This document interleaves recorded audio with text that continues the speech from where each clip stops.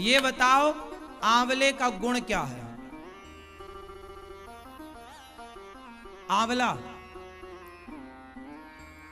इस धरती की सारी औषधियों में सर्वश्रेष्ठ औषधि आंवला है।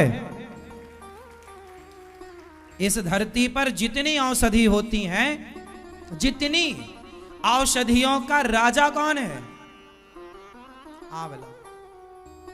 इसलिए देखिए, दुनिया को आज पता चला कि आंवला प्रोटीन से भरा पड़ा है। आंवला में इतने सारे तत्व हैं, इतनी शक्ति है, आज पता चला। आजकल लोग आंवला की कैंडी खा रहे हैं, मुरब्बा खा रहे हैं, आंवले का अचार खा रहे हैं, आंवले के बने पदार्थ खा रहे हैं। लेकिन हमारे यहाँ जब साइंस वाइंस कुछ भी नहीं जानते थे लोग, तब सामान्य गांव की अनपढ़ अंगूठा छाप महिलाएं जाके आंवले की पूजा करती। हम किसकी पूजा करते हैं? पेड़ पौधों की।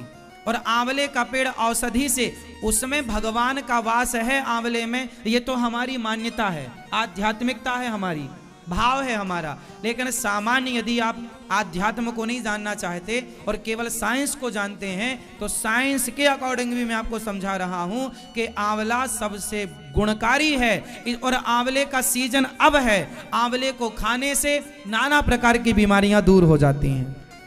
आपने सुना होगा च्यवनप्राश, सुना है? च्यवनप्राश में क्या होता है? अधिक मात्रा में किसी भी कंपनी का च्यवनप्राश उठाइए आप, बिना आंवले के च्यवनप्राश बन ही नहीं सकता। यदि आंवले में च्यवनप्राश नहीं है, सॉरी च्यवनप्राश में आंवला नहीं है, तो फिर वो च्यवनप्राश है ही नहीं। और च्यवनप्राश को ध्यान से देखना, उसमें लिखा रहता है कि ये 10 साल उम्र आपकी घटाता है। क्या मतलब है?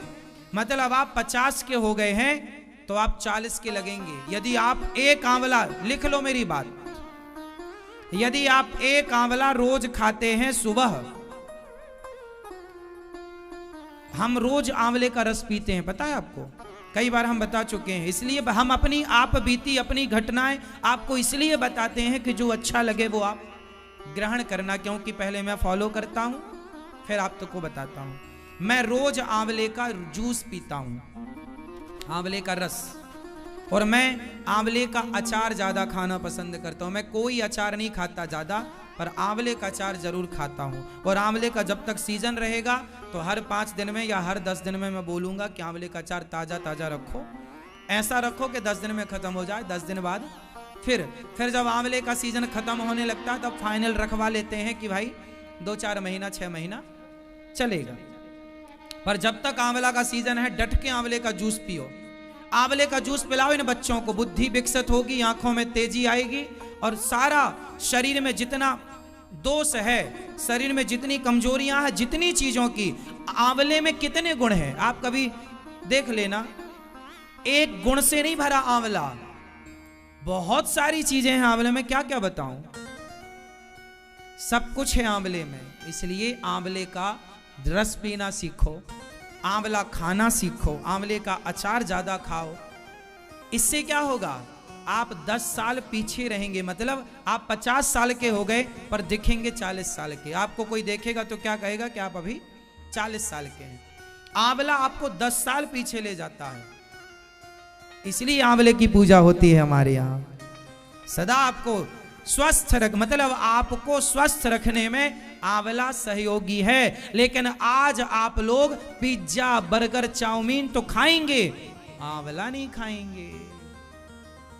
पेप्सी कोका कोला तो पिएंगे, आंवले का जूस नहीं पिएंगे।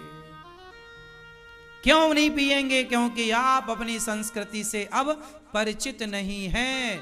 आप नहीं बता पाए अपने बच्चों को कि आंवले नवमी में आंवले की पूजा क्यों की जाती है, आंवले का साइंस से क्या लेना देना है। हम भारत के लोग हैं, हम तुलसी की पूजा करते हैं। ये देखो, ये तुलसी, तुलसी में क्या गुण है?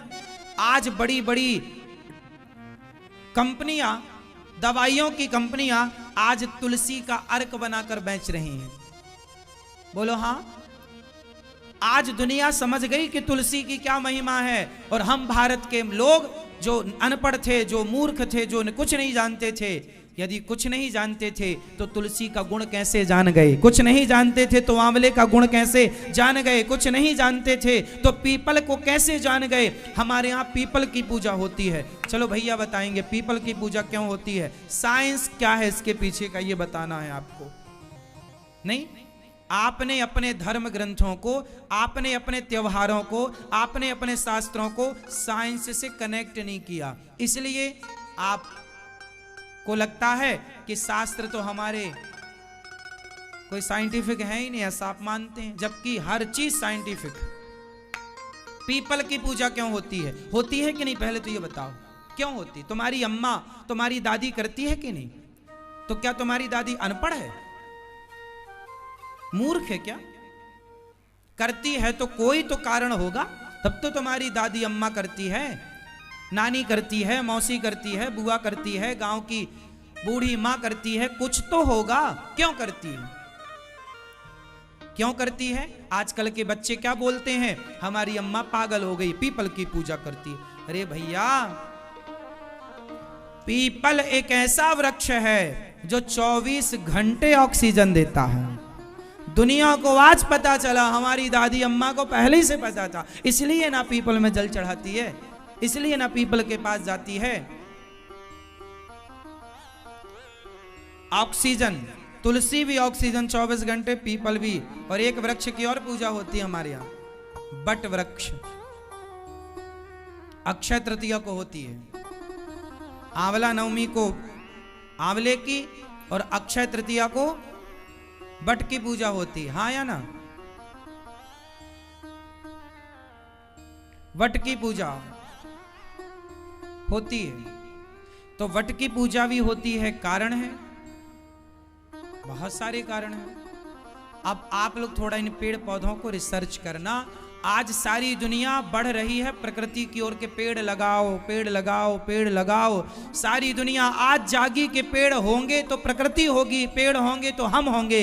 हमारे यहाँ अनपढ़ दादी अम्मा जानती थी कि पेड़ होंगे तो हम होंगे, इसलिए तुम्हारी अनपढ़ अम्मा पेड़ों की पूजा करती थी, पेड़ों को जल चढ़ाती थी, क्योंकि वो जानती थी कि पेड़ होंगे तो हम होंगे। इसलिए हमारे यहाँ प्रकृति की पूजा हुई। दुनिया में किसी धर्म में पेड़ पौधों की पूजा होती हो तो बताओ? किसी धर्म में, किसी मजहब पंथ में नदियों की, समुद्र की और पहाड़ों की पूजा होती हो तो बताओ? हमारे यहां गाय की पूजा होती है, गाय की पूजा होती है। गाय क्यों पूजनीय है? मां है, क्यों? मां के बाद केवल गाय का दूध ऐसा है जो बच्चे को सुपाच्य होता है। मां के बाद यदि मां का दूध नुकसान कर जाए किसी बच्चे को तो केवल गाय का दूध है जो सुपाच्य है। इसलिए देखिए, तुम्हारी अनपढ़ अम्मा, तुम्हारे अनपढ़ पूर्वज कितना कुछ कह के चले। एक बात बताएं, पहले के लोग ना घड़ी नहीं पहनते थे। आज के 50 साल पहले घर में घड़ियां नहीं होती थी। किसी किसी के घर में, कोई 10-20 गांव में, किसी एक गांव में, किसी एक घर में घड़ी, बड़ा आदमी होगा तो ले आता था। हमारे गांव में एक पहली घड़ी आई, मुझे याद है, हमारे गांव में एक घड़ी आई, दीवार घड़ी। हम सब लोग घड़ी देखने गए, क्या होती है। हमारी माँ पूछा करे, बेटा जरा देख के आओ, चाचा के यहाँ जाओ, देख के आओ कितना बज गया। उस समय घड़ी देखना नहीं बनता था मेरे से, तो हमसे माँ ये बोला करती थी, बस ये देख के आना कि बड़ा कांटा कहाँ है और छोटा कांटा कहाँ है। तो हम लोग जाके देख के आते थे कि बड़ा कांटा 4 में है और छोटा कांटा 9 में है। बड़ा कांटा ऐसे देखकर आते थे, बड़ा कांटा छोटा कांटा। घड़ी देखने दूसरे के घर जाते थे।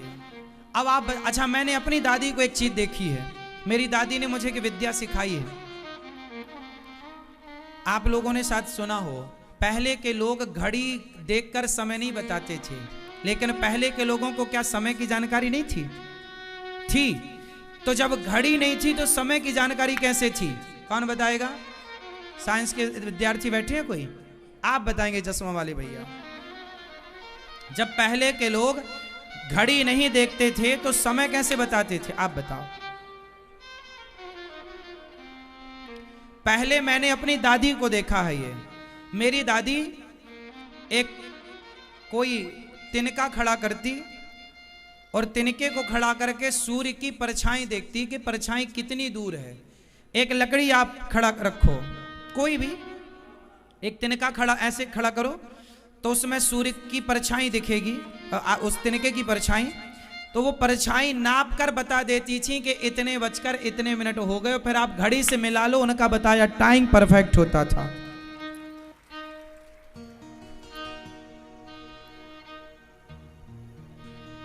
ये बात आप लोगों ने देखी, अपनी दादी नानियों को सुना, ये इस बात को सुना कभी कि सूर्य के प्रकाश से? और रात को कैसे बताती थी अम्मा? चांद और तारों को देखकर। मतलब तुम्हारी जो दादी अम्मा थी अनपढ़, वो अंतरिक्ष का ज्ञान रखती थी उस जमाने में, बिना घड़ी के परफेक्ट टाइमिंग बताती थी। इतना बड़ा साइंस था हमारी सनातन संस्कृति में। आज भी हमारे देश में एक मंदिर है जिसे कोणार्क का मंदिर कहते हैं, कोणार्क में सूर्य मंदिर। वहां पर आज भी एक चक्र बना हुआ है, नया जो 10 का नोट है उसमें उसका चित्र भी है। ये कोणार्क मंदिर का चित्र है। देखिए 1400 साल पुराना मंदिर है ये। 1400 साल, जब घड़ी का आविष्कार नहीं हुआ था उस समय ये सूर्य का प्रकाश पड़ने पर आज भी जाकर देखेंगे तो ये बिल्कुल 1 मिनट भी बता देगा कितने बज के कितने मिनट हो गए, बिल्कुल परफेक्ट टाइमिंग। इतना साइंस है। और आप लोगों को क्या लगा कि भारत तो अनपढ़ था? आपको क्या बताया गया? भारत तो कुछ जानते ही नहीं था। अरे भारत ही सब जानता था और कोई नहीं जानता था। दुनिया तो ये जानती थी कि तुम बंदर की औलाद हो। डार्विन ने तो ये बताया कि तुम बंदर की संतान हो। आपको पढ़ाया भी जाता है, नम प्रश्न आ जाए कि आप किसकी, आपके पूर्वज कौन थे, तो लिखना पड़ता है बंदर, जबकि ये गलत है। वो रहे होंगे बंदर की औलाद, हम तो ऋषि मुनियों की संतान है, इसलिए हमारे यहाँ गोत्र है। मतलब जो पढ़ाया जा रहा है वो गलत पढ़ाया जा। आज सोचिए, आज की 21वीं सदी में भी आपको गलत पढ़ाया जा रहा है और आप पढ़ रहे हैं, और पूरी दुनिया पढ़ रही है कि बंदर की संतान है। लेकिन भारत नहीं स्वीकार करता कि हम बंदर की। दुनिया ने स्वीकार कर लिया। दुनिया ने डार्विन के सामने घुटने टेक दिए कि हाँ तुम ठीक कह रहे हो डार्विन बाबा, लेकिन हमारे यहाँ हम भारतीय दर्शन जब पढ़ते हैं, हम अपने वेद पुराण पढ़ते हैं तो पता लगता है कि डार्विन के पहले भी हमारे यहाँ पहले से लिखित में इतिहास मौजूद था। हमारे यहाँ भगवान राम आए, डार्विन आए थे 1800 के लगभग में। डार्विन का जन्म कब हुआ? लगभग 1809 के लगभग, शायद आप गूगल पर देखिएगा, कुछ 1800 के लगभग डार्विन का जन्म हुआ। और तुलसीदास जी का जन्म कब हुआ? 1554। तुलसीदास जी पहले आए और डार्विन। अच्छा बताओ, इस धरती के सबसे पहले लेखक कौन है, कवि कौन है? सबसे पहला, सबसे प्राचीन, सबसे पुराना काव्य कौन सा है? जरा बताओ। दुनिया का, भारत का नहीं, पूरी दुनिया का सबसे प्राचीन, सबसे पुराना कवि कौन है और काव्य कौन सा है? फास्ट।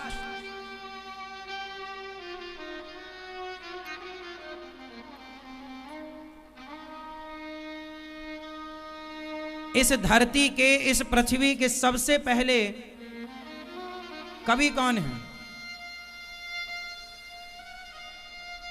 सबको पता है। आप में जितने बैठे हो ना, सबको पता है। बोलो। कालिदास। कालिदास तो अभी के हैं। कालिदास तो अभी के हैं। आप ठीक चल रहे हो। कालिदास के पहले जाओ जरा, कौन था?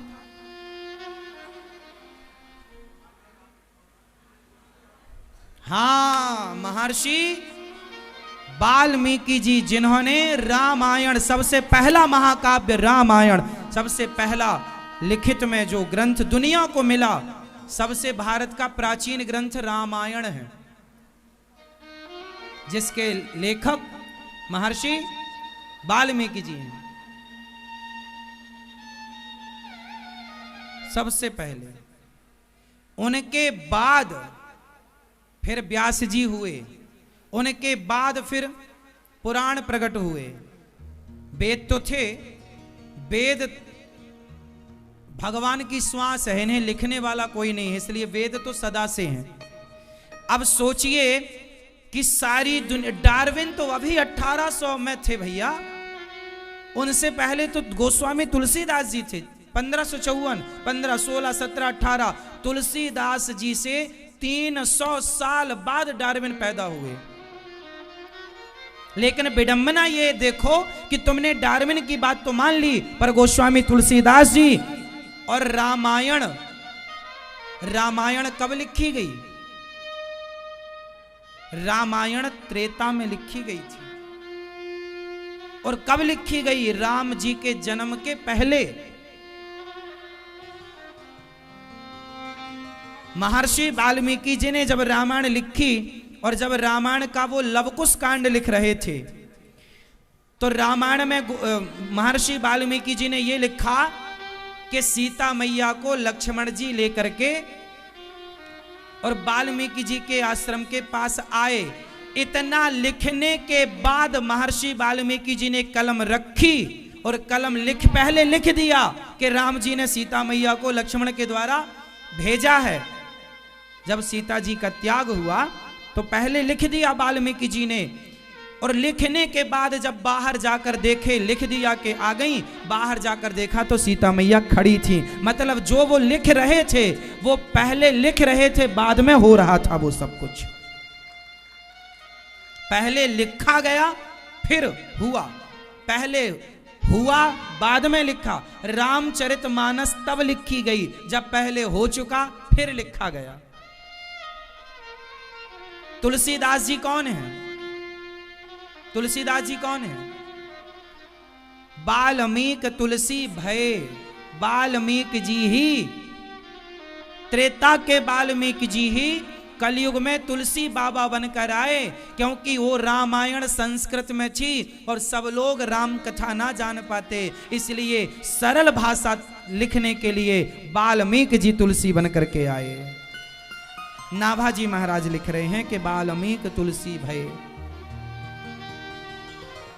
तो अब बताओ, आपके पास इस धरती के सबसे पुराने लेखक मौजूद हैं, जिनका साहित्य आपके पास है, जिनके लिखे काव्य महाग्रंथ आपके पास हो, वो लोग आज बताओ डार्विन से ज्ञान ले रहे हैं। अरे डार्विन की थ्योरी हो या न्यूटन का ज्ञान हो, ये जितना भी तुम पढ़ते हो, कभी वेद पुराण शास्त्रों को पढ़कर देखना, ये सिद्धांत पहले से तुम सनातनियों के पास मौजूद थे।